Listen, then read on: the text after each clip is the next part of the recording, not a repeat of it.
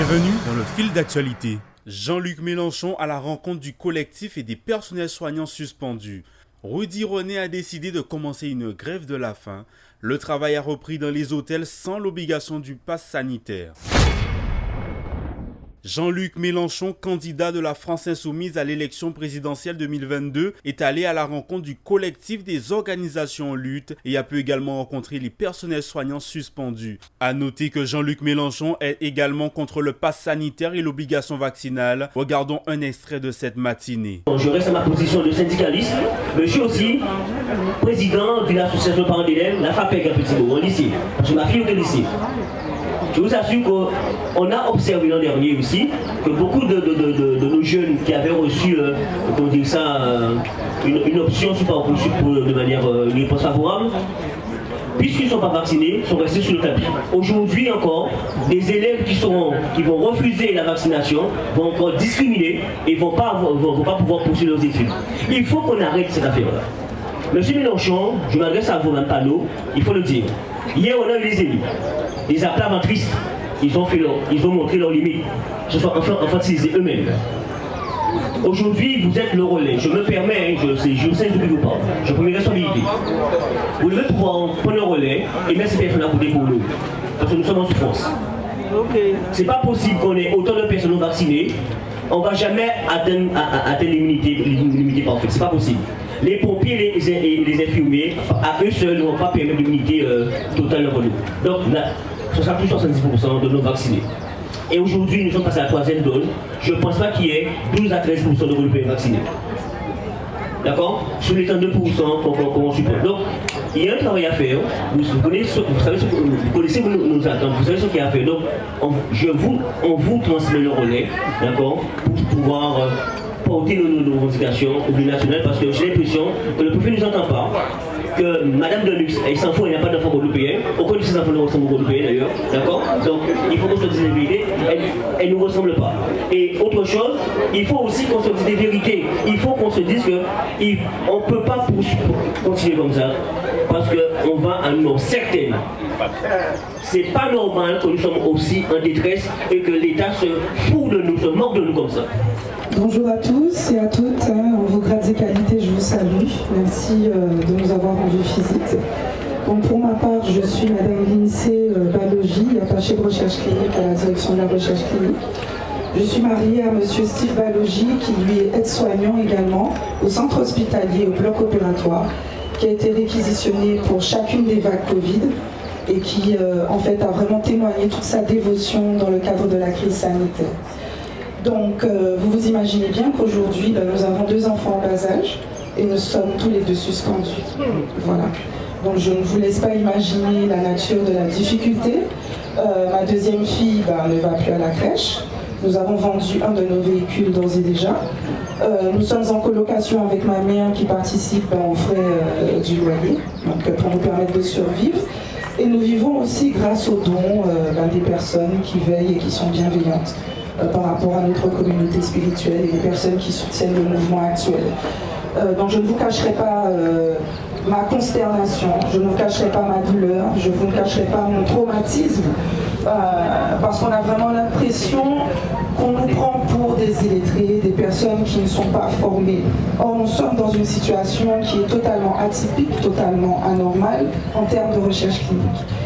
Aujourd'hui, nous sommes 5 dans notre service à être suspendus. Donc la 6e, elle a craqué sous la pression pour des raisons financières.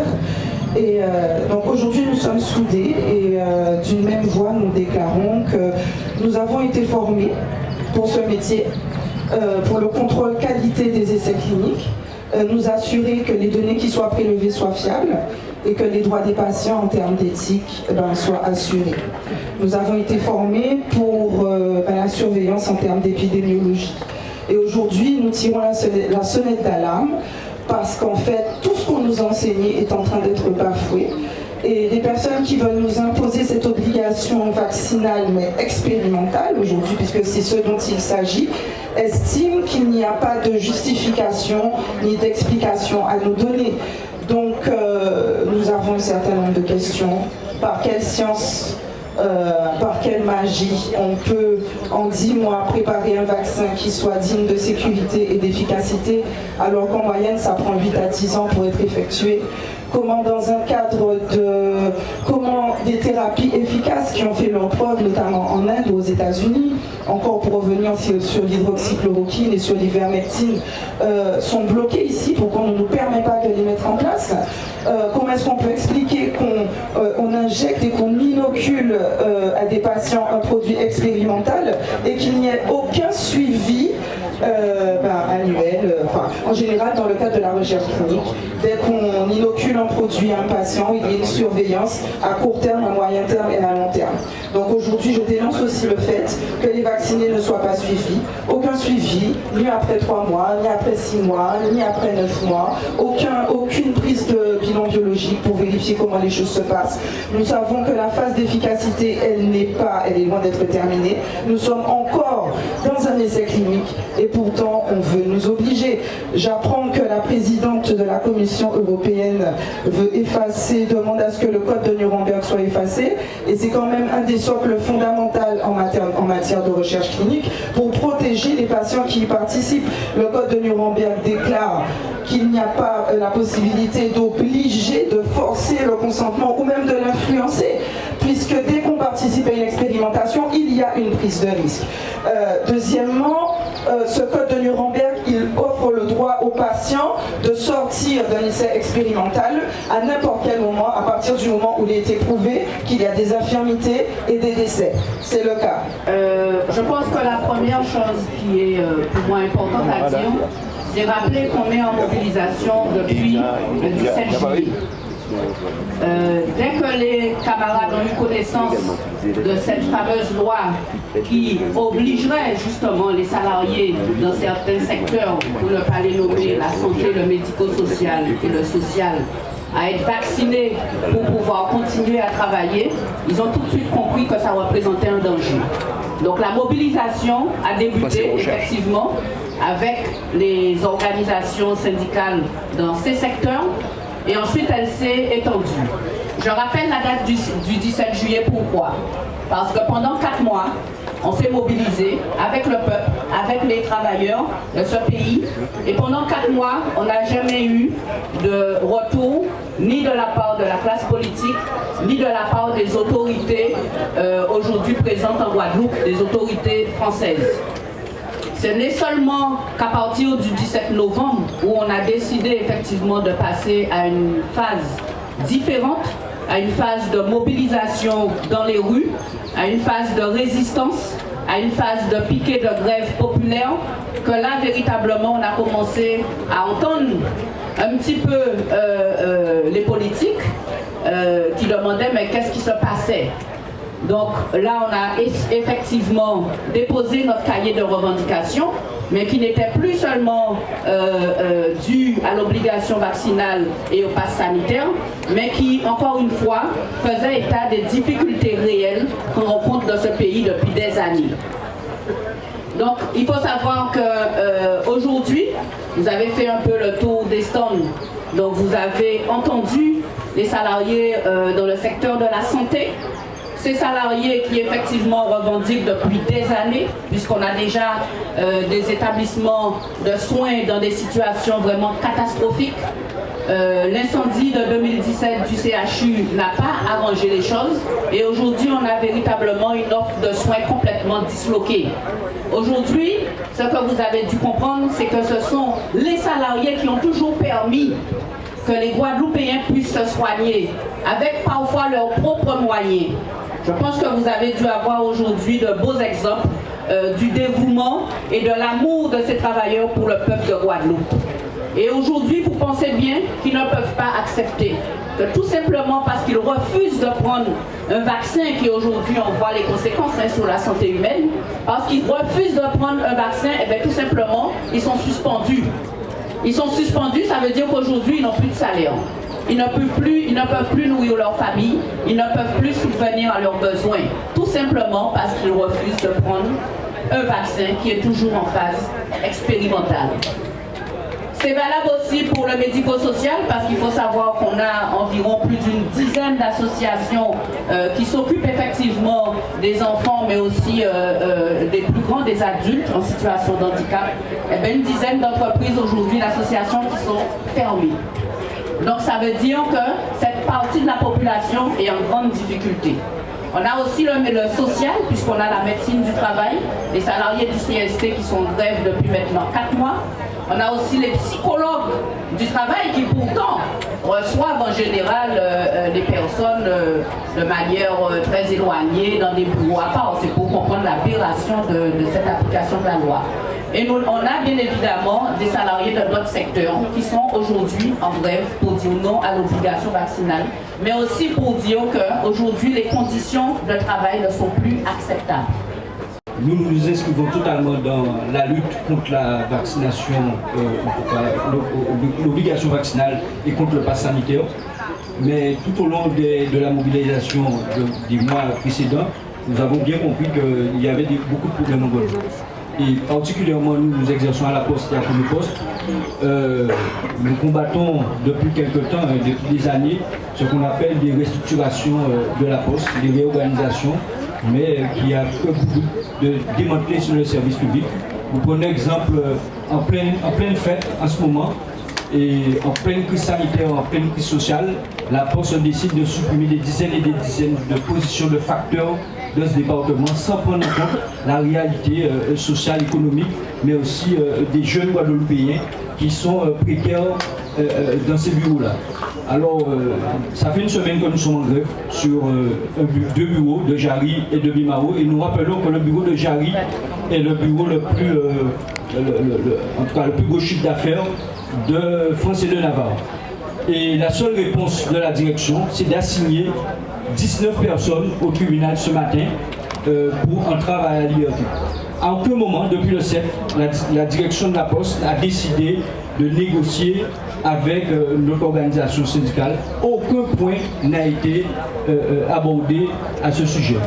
Alors, d'autre part, il y a deux bureaux qui rentrent en grève. Notamment le Nord-Grand-Terre, tout le Nord-Grand-Terre à la distribution sera en grève dès demain matin, pour vous dire que notre combat est le combat des jeunes Guadeloupéens, l'emploi des jeunes Guadeloupéens, parce que nous savons très bien qu'il y a beaucoup de jeunes Guadeloupéens et la Poste a son rôle à jouer dans l'emploi et dans la société guadeloupéenne. Je vous remercie à nouveau de prendre le temps de nous écouter, de prendre des notes. Parce que hier, on devait avoir un échange avec des députés, sénateurs et des élus guadeloupéens, et ils se sont tous délinés.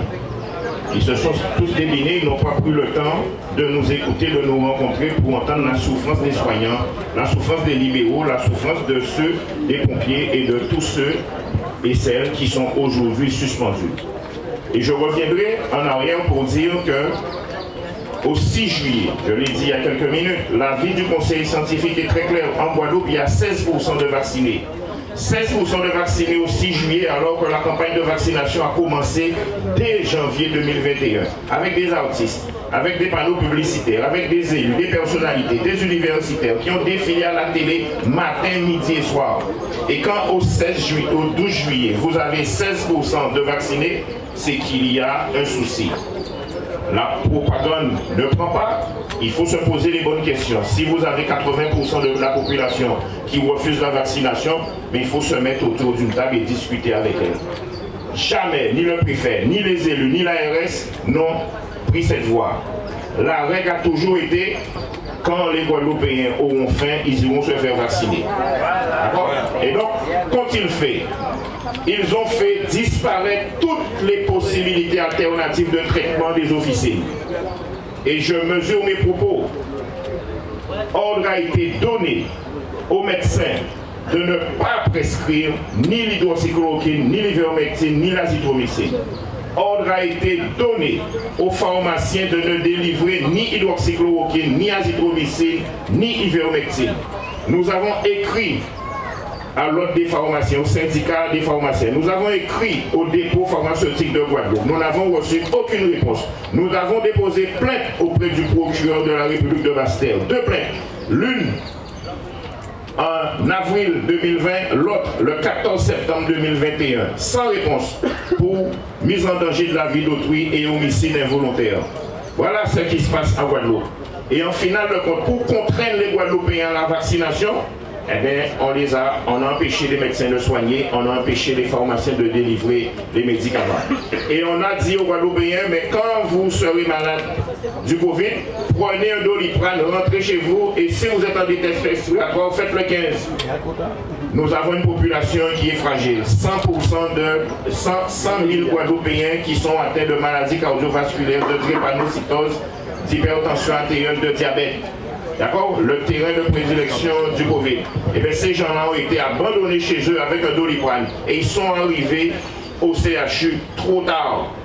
514 décès en 2 mois. Rapporté à la population française, c'est pratiquement entre 75 à 80 000 personnes qui sont mortes en Guadeloupe, en juillet et en août, uniquement au CHU.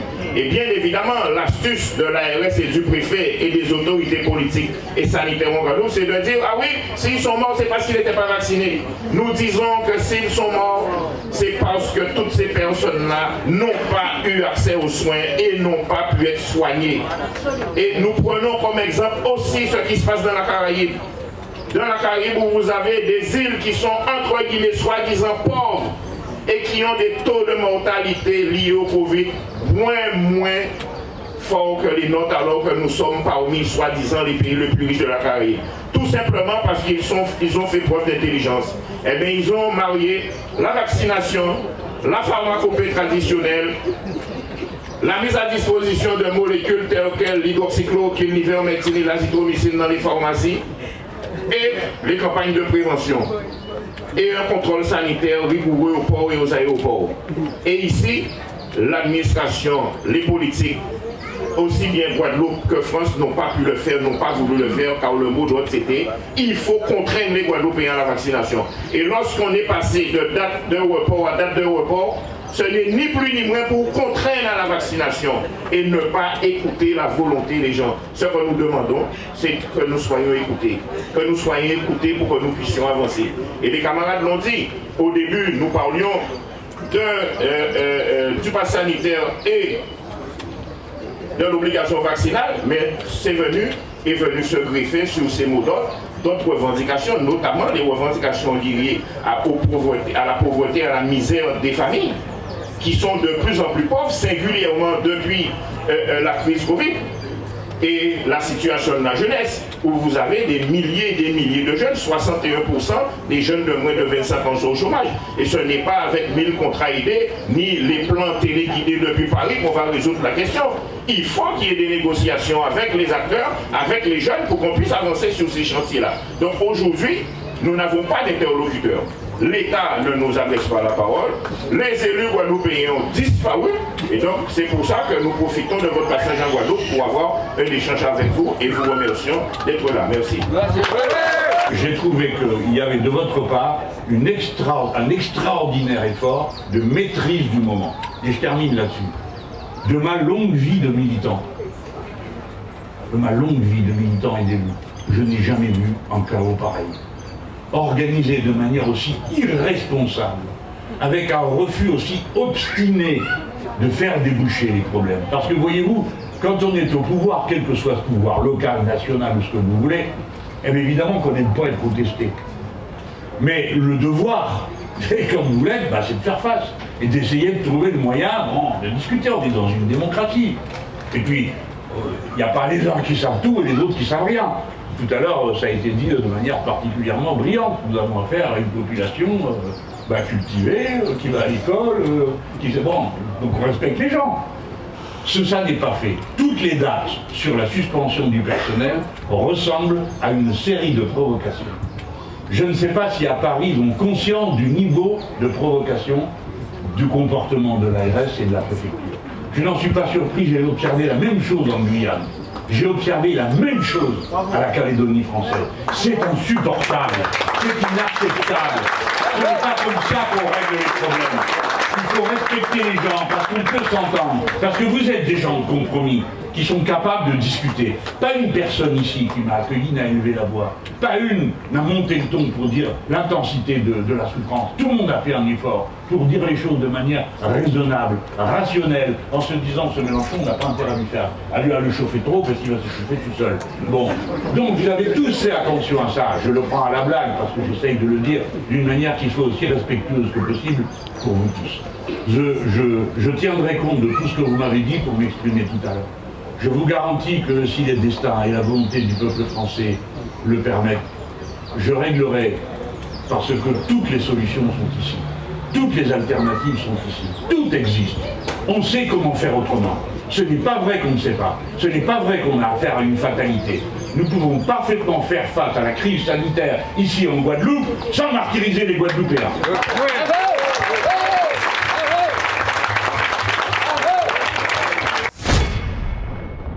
Jean-Luc Mélenchon était principalement dans une logique d'écoute. Ce soir, lors de son meeting à 19h au Royal Riviera, il dévoilera son programme au grand public. Rudy René a décidé de commencer une grève de la faim illimitée depuis le 14 décembre 2021 devant le tribunal de Pointe-à-Pitre afin de se faire entendre et demander que justice soit faite afin de trouver une tranquillité d'esprit. Écoutons Rudy René. Alors ma cause elle est simple, elle remonte à 2019, plus précisément le 19/03/2019 où je vais consulter un urologue à la clinique Les Eaux Claires parce que mon jet d'urine a baissé. Naturellement, ayant plus de 50 ans, c'est un peu normal parce que nous les hommes, nous pouvons avoir des soucis de prostate et autres. En allant voir cet urologue, il me consulte et là, il me fait une proposition de m'opérer le lendemain. Alors, naturellement, ne connaissant pas le protocole opératoire, j'accepte. Le lendemain, je viens en post-ambulatoire à la clinique Les Eaux Claires et mon intervention a lieu à midi. En ayant l'intervention à midi, malheureusement, ça se passe très mal. 48 heures après, j'échoue au CHU de Pointe-à-Pitre. Après cela, le CHU demande au médecin urologue de la clinique Les Eaux Claires un compte-rendu. Et ce compte-rendu, il mettra que mon PSA, mon CBU était stérile et normal. Ce qui est totalement faux. Parce que je n'avais pas fait d'examen au préalable à la clinique Les Eaux Claires. Je n'avais rien fait. Alors mon combat, il partira à partir de là. Pourquoi ? Parce que j'ai pris un avocat et j'avais demandé conseil aux gens qui sont dans le milieu médical, qui m'ont dit que c'était pas normal qu'on puisse m'opérer sans voir un pré-anesthésiste et qu'on me fasse des bilans, des diagnostics et des examens précis avant de m'opérer. Et j'entame naturellement une procédure judiciaire. Cette procédure judiciaire, le parquet, par le bien du juge, va nommer un expert médical. Cet expert médical, on aura une confrontation avec la partie adverse, je dirais près de 6 mois ou 8 mois après, je ne me rappelle pas. Je suis un petit peu fatigué parce que c'est mon 2e jour de grève de la faim. On va avoir une confrontation. Et cette confrontation, le médecin expert va me traiter vraiment, sincèrement, comme un voyou, comme un délinquant, comme un voleur, comme un moins que rien. Il va me crier dessus. Il va me traiter de menteur de tous les noms. Pourquoi ? Parce qu'il prenait fait et cause dès le départ pour sa confrérie. Après 2 semaines de grève, le travail a repris dans les hôtels Fort Fleur d'Épée, Creole Beach, Canela Beach, Pierre et Vacances, Auberge de la Vieille Tour et Salaco, sans l'obligation du pass sanitaire, sur la base de l'élaboration de protocoles sanitaires adaptés compte tenu du faible taux de vaccination des employés. En bref, le président de la communauté d'agglomération du Nord-Grande-Terre, Jean Bardaille, informe les usagers d'Anse-Bertrand, Le Moule, Mornalo, Petit Canal et Port-Louis de la reprise des horaires habituels des déchetteries de Le Moule et de Mornalo à compter de ce jour. C'était le fil d'actualité sur MyTV Caraïbes.